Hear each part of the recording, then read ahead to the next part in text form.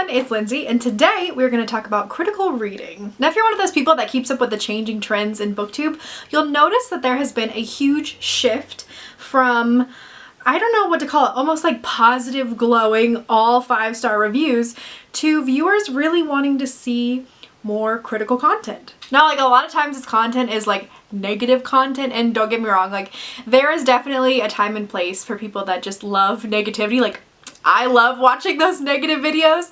A lot of times they're really funny, but that's not necessarily what I'm talking about here. What I'm talking about is people that really get super analytical with books. Even books that they may love, they really break it apart in little tiny pieces and they analyze each section. Now, I could probably make a whole video on why that is, why there is this shift towards people wanting to see more analytical stuff, and I really think that that, in short, has to do with like viewer burnout and like all of the bigger, not all of them, but a lot of the bigger booktubers all just doing glowing reviews all the time, and people have been watching that for years and they kind of are looking for something new. Like I said, that's a whole different other topic and I could do an entire video about that.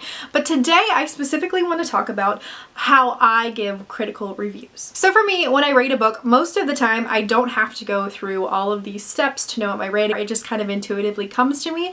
But when I really am struggling, like maybe say I'm struggling between like a 3-star and a 3.5, or I don't know exactly what I want to give it, I do like pulling out these like big guns, these top 6 things that I look at to rate books, just to kind of help me really like hone in on these specific topics. So the 6 things that I look at when I'm trying to analyze a book are the characters, the setting, the plot, the prose, the ending, and my overall enjoyment. So starting with character, one of the things that I always look for is this character well developed? Do they feel like a real, well-rounded person? Do they have likes, dislikes, desires, personalities, quirks?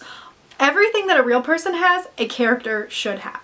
And in books, that also includes a character arc, which basically means at some point in the story, the character starts out at A and moves to B. There is usually some sort of character shift, either for good or bad, in the story. I also kind of look and see if the character's tropey at all. This might be just a personal thing that other people don't care about, but if your character is like a Mary Sue, or the brooding YA love interest who treats his girlfriend terrible but has a heart of gold or something like that.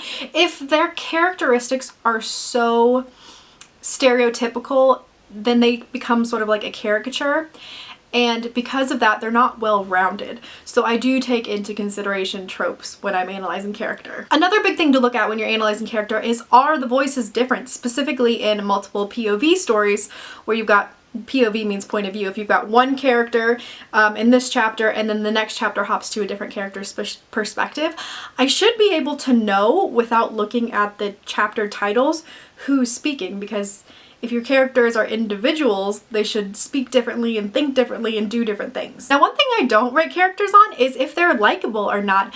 I personally believe that you can be a well-rounded, well-fleshed out, and have a good character arc and still be unlikable. Like, some of my favorite books that I've read and some of the best crafted books I've read have truly deplorable characters, but they work so well because they are so real, and even though I'm like, ooh, you're a terrible person, they feel real, and so they are a great character. So the next item that I analyze in my critical reviews is always plot. And plot is so slippery because there are so many different aspects to plot, and since there's so many and they're so conflicting with each other sometimes, and you know, they're roped in with the character arcs and the setting and the prose, like all of it kind of interlaps, this is usually where a lot more points, I guess, or star points, whatever you want to call them, get taken off for me. The first most basic thing I think people think about when they think of plot is flow or pacing, and that is how fast or slow a story is moving, and a lot of times it's a lot deeper than that. Really, it has to do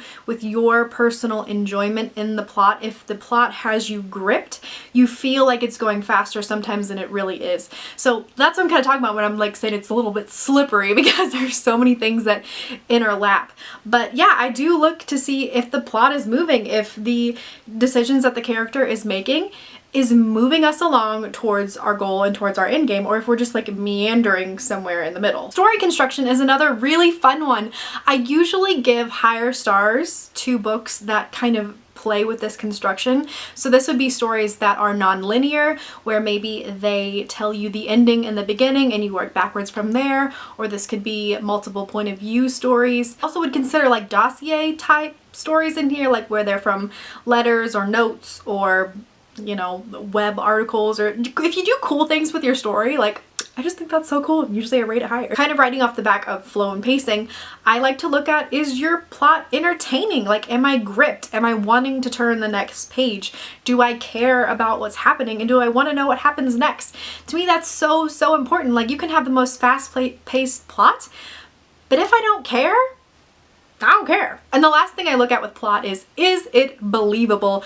Could what you're telling me is happening really realistically happen? Are there big plot holes and things that I just don't understand because you didn't adequately describe them? This is a very important thing to look at for the continuity of your story. Like, does it all fit together? The third thing that I look at when critically analyzing books is the setting. Now, a lot of writers, specifically contemporary writers or writers that write stories based in our world, think that because we are in the world that we live in the story, they don't have to world build, and that is a huge, huge mistake. No matter if you have taken me to the 5th dimension in the galaxy, or if you've taken me just to like 5th Street, down the street, I don't know, you gotta make me feel like I'm there. I want sights, I want smells, I want tastes, I want feels, I want atmosphere. So simply with this, I'm just looking for adequate world building, I'm looking for a vivid, rich setting, and I just want to make sure that the world building or setting makes sense. The fourth thing that I analyze when I am critically looking at a book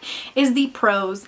Now, I will say, because every writer has their own personal voice, I'm a lot more lenient with this. I'm not going to take off stars or think a book sucks because the writing style isn't necessarily what I like. Now, I will say I do tend to enjoy more flowery, literary, or some people call them purple prose. I really enjoy that. That's kind of how I write, so that's what I gravitate to read. But I'm not going to take off like star ratings or say a book sucks or the writing was worse because someone writes with very like clear, crisp prose. Basically, there's only two things that I really look for in this section, and the first major thing is, does your writing take away from the story? Which I think no matter what kind of voice that you have as a writer, and I guess I should say voice is, for those of you that don't know, voice is the way a writer utilizes like grammar and sentence structure and certain words to convey their own personal like signature on a book. I don't know, it's very hard to give a definition for. Basically, no matter what kind of voice you have, your writing should never take away from the story. It can definitely add to it. For example, I think that Laini Taylor has beautiful flowery prose. I do not, however, think that they take away from the book. They actually, to me, add to it. It's almost like the story itself is a piece of art and the writing telling the story is a piece of art, and they just kind of fold together and make kind of like a masterpiece. Like, can you tell I'm biased? I love her stuff. But so her prose don't take away, they add. And if your prose add to a story, I think that's fine. On the other hand of the spectrum to me is Victoria Schwab.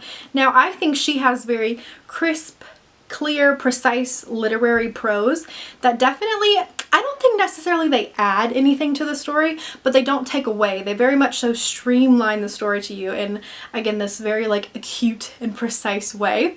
And both of these writers, I think, adequately do prose because of that.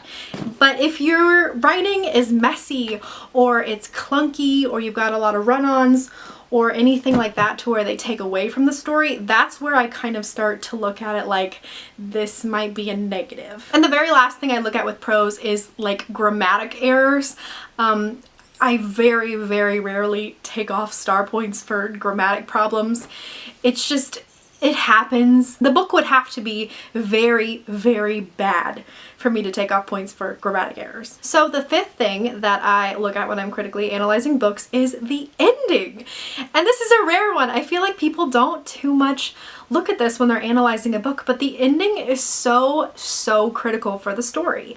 If you can't stick the ending, your entire book crumbles. Basically, I'm just looking for two main things. Was the ending impactful? Did you make me feel something, whether it's happy or sad or angry or scared, whatever it is, I want to feel something, or else there was really no point into reading this book. And the second thing I look for, I think it's because like I'm a writer, so like I look for these types of things now, but did your character achieve their goal, or did they learn that their goal isn't what they really wanted in the end? To me, this kind of ties in with character arc and change. If your character doesn't reach their goal or stays stagnant the entire story, what was the point of the story? Another thing that I have to look for now, apparently, because it's becoming like a thing, is, do you have an ending to your story? I've noticed that I have read 3 books in the past like year and a half that didn't have an ending. It was just like the writer got to a sentence, added a period, and she's like, yep, I'm done for today. Send that book off. Please end your stories. Please have endings. I don't care if they're sad. I don't care if they're happy. They can even be cliffhanger endings. But like, have an ending. Have an ending, please. Have an ending. And the very last thing that I analyze is my personal enjoyment of the story. For me, this is just, was I engaged? Was I enjoying myself? Was I wanting to see what happens next? Was I shipping the love interest? Was I hating the villain? Was I feeling the same desire pull that the main character was feeling? You know, these types of things are just so important, because they mean that you've adequately written the book to where you've got your reader just absolutely hooked. And I just think that's so important. And sometimes it's really rare to find a book that gets you super hooked like that. So when a book has me completely enthralled, I always end up rating it a little bit higher. So like I said, when I rate a book, usually I just intuitively know what star rating I want to give it. But sometimes when I get stuck, I just go through these 6 things and I figure it out. I can give, like, usually what I do, it's a little complicated, but you know, it's me. I usually give a star rating out of 5 for each of the 6 categories, and then I average them out, and that is my overall star rating. And usually if I do that, it's very close to what I intuitively would have rated the book anyway. So there you go, guys. That is how I critically rate my books. Leave me a comment down below if you guys look for these type of things when you're reading. You totally don't have to, by the way. The point of this video was not to be like, you're not a real reader if you're not critically analyzing every piece of literature you consume. That wasn't the point at all. You're totally allowed to be an enjoyment reader. It's all for fun anyway. I just wanted to make this video because I know that there's some people out there that are wanting to get more critical and they don't quite know where to begin. And I thought by piecing out every single layer that I looked at, it might help someone. So comment down below. Let me know if you're a critical reader, if you're an enjoyment reader, if you're somewhere in the middle. I'm actually really interested to see where you're at on the continuum. But thank you guys so much for watching. Don't forget to like and subscribe, and I'll see you in the next one. Bye!